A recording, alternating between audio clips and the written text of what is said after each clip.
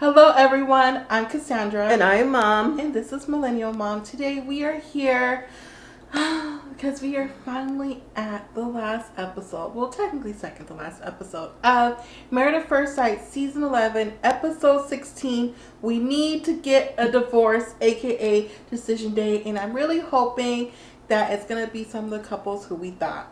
Though I don't think so. So, let's get into the review.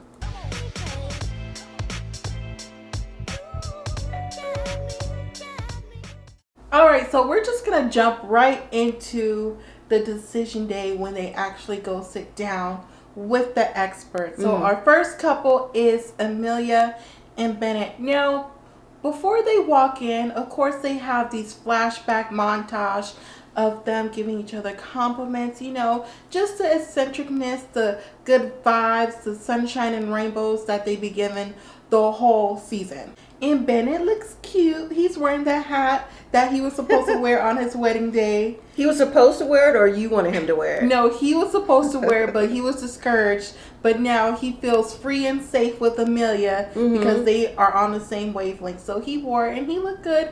She looked good. So when they get there, of course, the experts are asking them questions, doing their job that they're supposed to do. Right. And basically they said that they're happy that they actually have this quarantine time with each other. They learned a little bit more, told each other stories, just had a very great time. And Bennett also said that, you know, this is also the first relationship that doesn't have any danger. I was like, what danger are you speaking of, Bennett? Hey, he's in the theater, so you never know. I don't know. But not only did he not say no, he had a surprise. Oh my goodness, and when he stood up, turned around, and the experts, almost called them judges, and the experts were like, are you taking off your pants? Yeah. He's like, well, kinda. He lifted his pants down, and it was a tattoo. Amelia's initials. Now, when I saw the tattoo, I was kind of like, why was you looking so close? Because I'm like, did he tattoo that, or was it like a tattoo with something? It was just a regular, her initials. I thought he was more theatrical and creative, so I thought it would be something more theatrical and creative. He just wanted to tattoo her name on the butt so she knows it's real. But if anything happens, he could always get it easily covered up with maybe like a flower or something that he likes. Next on the list is Olivia and Brett. Did we really need to see them do this whole thing? We didn't, but I'm actually surprised that they came, just because in seasons past, when couples broke up, they didn't come at all, or only one came or something like that. But before they both came in the same room together with the experts, I thought it was nice for once how Olivia said in her package that, you know, Brett's a good guy. They seemed like they had a good time. Just all the little nice things she was saying. I was surprised because the way that it ended, that she would say those nice things about Brett. And then Brett said the similar nice things about her too in the package before they got in the room. Well, what Olivia was saying, she was giving nice compliments, but some of those compliments were subtle shade. I'm like, he deserves to be shaded a little bit. Well, yeah, when it came to the sarcastic thing, so. But overall, she said that he was a nice guy. And of course, Brett just said all the nice things like he usually does about Olivia. He never really goes in or trash talks her 100%. But one thing that they both did say is that they knew that they both had differences, but they thought they could make it work. Yes, they said that, but again, it still goes back to real early with the rating system and the money thing for me. So I think that was week like 2 or 3. No, after the honeymoon. So like 3, 4. I believe that's where communication broke down and they never could recover. And I'm sticking with that. But one of the things too that surprised me that Olivia said was, you know, when they tried to cuddle, Brett would say something sarcastic and then it would be a turnoff. I thought that was interesting. So at least they did try to cuddle. So I think she was trying to get around to that or say that. Like, I like you are off camera. So clearly off camera they could cuddle, but then Brett would go into Brett mode and say something off the wall that would just turn her off. And I can see what she's saying with that. But overall, I think that Brett and Olivia aren't a match, as we all know. And they probably will make good matches for other people. I think that Brett wants someone who's more of a homebody, more into his system of budgeting, doing things by the book, travel when they can, like that, versus Olivia, who wants to be a free spirit right now and travel and maybe settle down. But what do you think about Brett still texting Olivia? Oh, at the end when they said that? That was at the beginning. Well, whenever. I think that Brett texting her to say hello, I don't see nothing wrong with that, but to keep continuing to text with the things that she said, like, oh, hey, wifey, all this, now that was unnecessary because, listen, we stopped being wifey, or I stopped being wifey if I was Olivia, you know, when you took the cat, the car, the food, the dog, whatever, everything out the house, you know, left her with nothing. You know, I was being sarcastic like Brett would be, but, you know, when he left, even if it was his stuff, when he left her with seemingly nothing. But then that goes back to him being nice on camera, but then being something else when camera's not on. So do you think he did that, like you like to say, to save face on camera because they know they were still rolling? I do. So he was being ungenuine and sarcastic and all the things that I said earlier. Well, yeah, you know, I can see that where you said earlier, but that is still part of Brett's personality, which we touched on in the very beginning when we first met these couples. Mm-hmm. And so I will give it to Olivia. Yeah, he was being a little extra and he was someone different off camera, on camera, but Olivia was still being pushy her agenda. Mm-hmm. So and she does seem kind of still bitter still. And that's one thing Pastor Cal was kind of like, you need to let it go and just apologize. Yeah. Because we already know it's a done deal. They're not getting back together. They're not going to be friends, homies, nothing. So they just need to let it go and let it ride out and just get divorced, even though it's not what they wanted, but it's what was needed. Now let's roll into Karen and Miles, or what Pastor Cal said that he thought in the beginning was going to be a power couple. Did you think that? Not at all. No, I did at first because they were cute. They seemed like they would vibe. I thought it was going to be another great love story on here. In the beginning, they did look cute together until we saw Karen's personality shine. But Karen was giving compliments to Miles too, saying that, you know, she loves that he has a great heart, a good personality, that he's always able to express his feelings all the time. Mm-hmm. She likes the foot rubs that he be giving her, you know, things like that. And then she also said something, but I'm trying to remember the context that she said it. Do you remember, Mom? I don't know what's on your mind. When she said that he makes her feel safe. She just said it the same way she rolled with, he gives me foot rubs without asking. It was just still going with the same conversation. Mm-hmm. I'm like, okay, Karen, pump the brakes. You can't have it both ways. He either makes you feel safe or he makes you feel unsafe where you had to leave and go home or wherever you went to. With that in general... Well, that was before the 3-4 weeks that they were talking about. It doesn't matter what it was. If anytime you say you feel safe with someone and then quarantine happens and you have extended weeks and now you all of a sudden feel safe, I mean, what was going on to make you change your mind from unsafe to safe? And then Miles begins to compliment Karen about how she's fun, how she likes to do different things, how she fits right in his chest like it was made for her. But then he also brings back the reservations he had before the 3-4 weeks. But now that it's 3-4 weeks later that they had that time to grow, whatever happened during that quarantine, he's starting to feel, you know, maybe this could possibly work. His head saying one thing, his heart saying another thing. I say go with the head, but he didn't. I say, first of all, I think your head and your heart both have to match up. Because otherwise you're always going to be conflicted. Because if it's not at 100% head and heart, you're always going to be thinking, maybe I should do this. Oh, but maybe I should do that. Exactly what Miles just explained. So when they get in there with the experts and they start talking about those things and what they like about each other and what they've learned, Miles says that, you know, even though they've worked on a lot of things, he's still lacking at emotional intimacy. And he's not sure. Really, he was saying what he wants to do because, like you just said, head and heart don't match. Well, she said she can't have that intimacy without having the emotional intimacy, which means that she needs to trust him and that she still needs a little bit more time.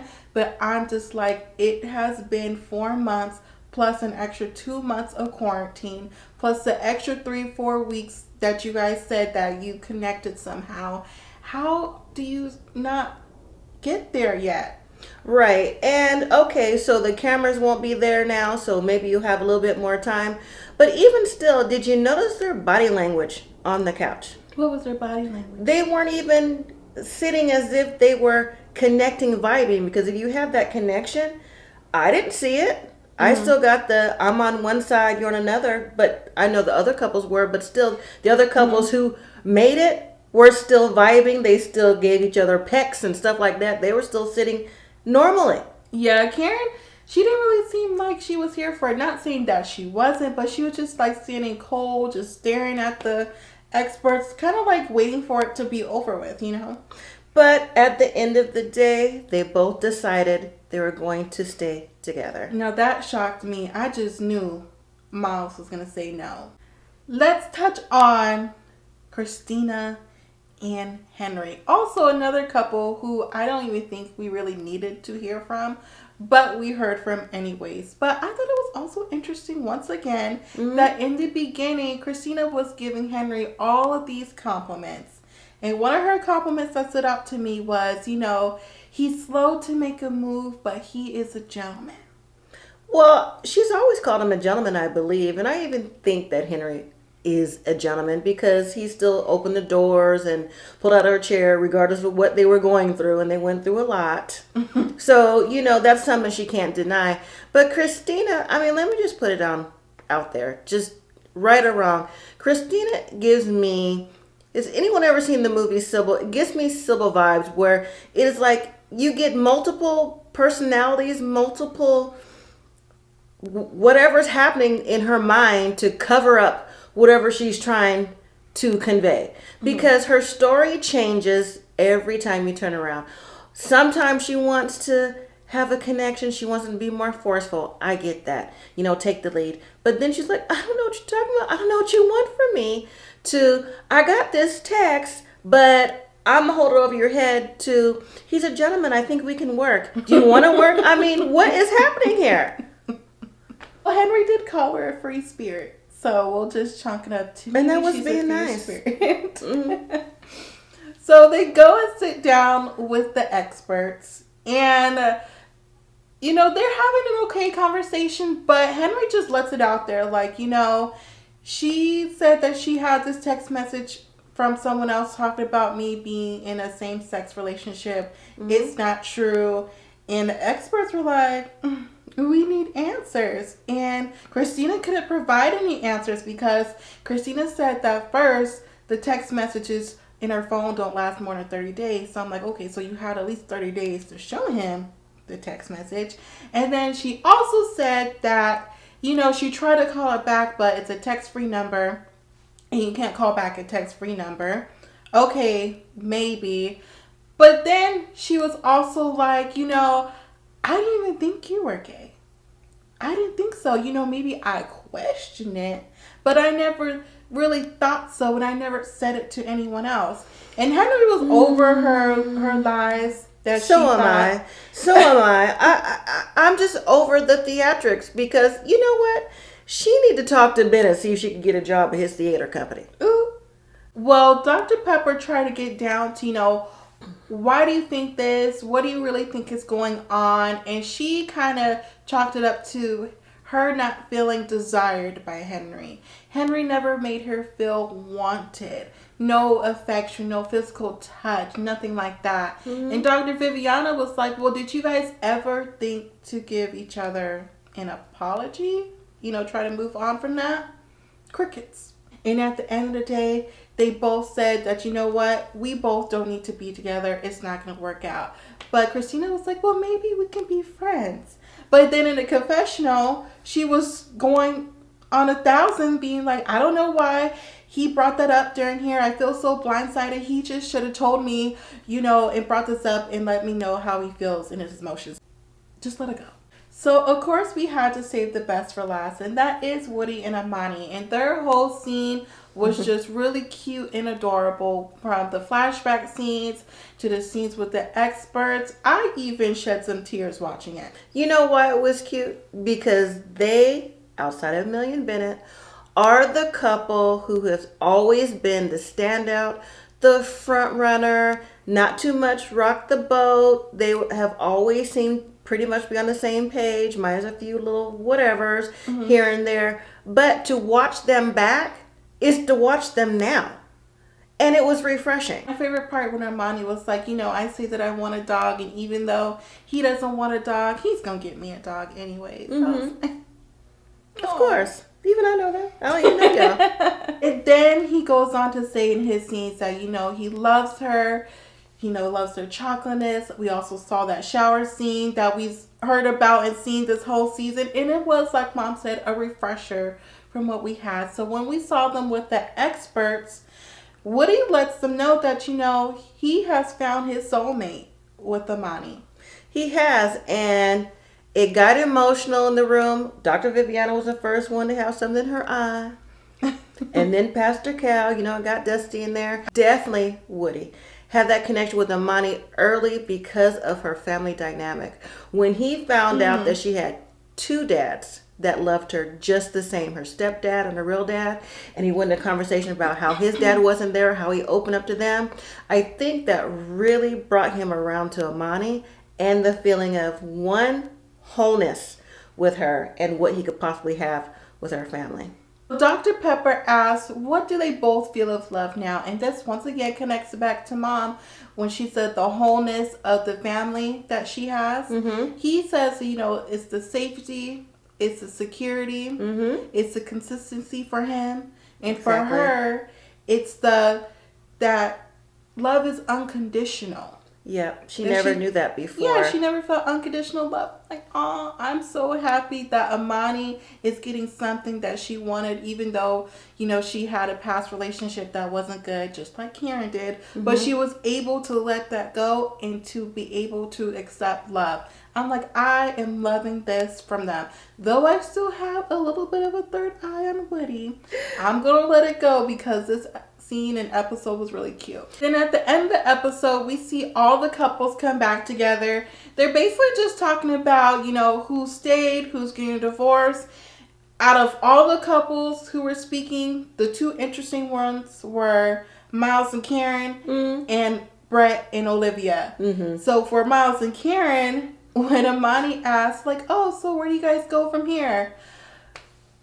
Karen was like, we still going. Right, one day at a time. I'm like, that's true, it's one day at a time, but come on, Karen. She almost made me say a bad word.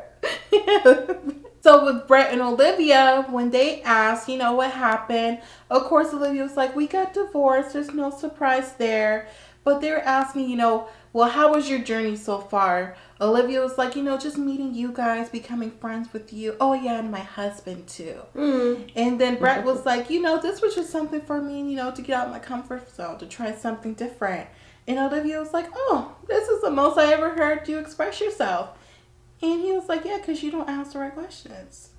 I had nothing else to say with that. I was like, this is what I be talking about with Brett. This is exactly what I be talking about. And other people in that room peep that too. So I know that I'm not crazy and it can't always be a defense mechanism. And then to wrap it all up, Amelia and Bennett are leaving to go to Virginia. The couples decide to decorate their car with messages and cans like, good luck and all that stuff. And they were excited to see that when they left. Everyone seemed like they were genuinely happy together, but also sad to see a part of their group go. But hopefully Amelia and Bennett arrive in Virginia okay, and they're doing okay. And we will see tomorrow night at the reunion. I am super excited for that. All right, everyone. So that was the end of this week's episode. And technically, we finally made it to the last episode of Married at First Sight. And I'm really happy about that because this season, it was an okay season. I think it was just extra drawn out because of the Rona.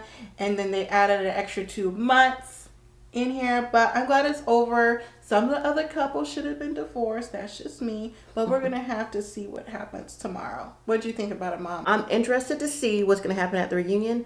And also, I'm always looking forward to the newest, latest, and greatest MAFS season coming up. So we'll have to wait for those couples. And I think they're going to be in Houston. Yes. Hopefully you guys join us with that season that's coming in January. But for now, we want you guys to leave us a comment down below what you thought about this decision day. Were you surprised? Were you not surprised?